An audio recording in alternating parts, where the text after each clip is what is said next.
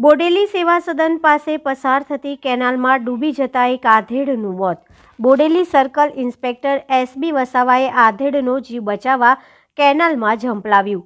છોટાઉદેપુર જિલ્લાના બોડેલી પાસેથી પસાર થતી કેનાલમાં બપોરે 2 વાગ્યાની આસપાસ એક અજાણ્યા આધેડે રહસ્યમય સંજોગોમાં ઝંપલાવ્યું હોવાની ઘટના બનતા તેની જાણ બોડેલી સર્કલ ઇન્સ્પેક્ટર એસબી વસાવાને થતાં તે પોતાની પરવા કર્યા વિના આધેડને ડૂબતા બચાવવા માટે ધસમસતા પાણીના પ્રવાહમાં કેનાલમાં ઝંપલાવ્યું હતું. પોતાની નજર સામે પાણીમાં તણાતા જીવિત વ્યક્તિને બચાવવાનો પ્રયત્ન બોડેલી સીપીઆઈ એસબી વસાવાએ કર્યો હતો, પરંતુ બચાવી ન શકવાના કારણે દુઃખ વ્યક્ત કર્યું હતું. અને આ ઘટનાની જાણ આસપાસના સ્થાનિક લોકોને થતાં લોકો એકઠા થઈ ગયા હતા.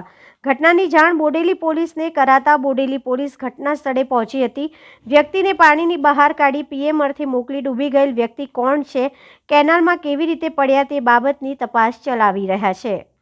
હું સર્કલ ઇન્સ્પેક્ટર એસબી વસાવા. હું બપોરના ટાઈમ થયો હતો એટલે હું જમવા માટે મારા રૂમ પર જતો હતો.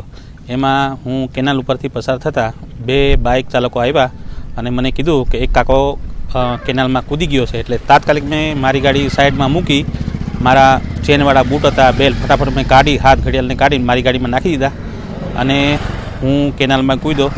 લોકો રાહતદારી જે લોકો જતા હતા એમની મદદથી એકબીજાનો હાથ નાખીને અમે કાકાને બહાર કાઢ્યા.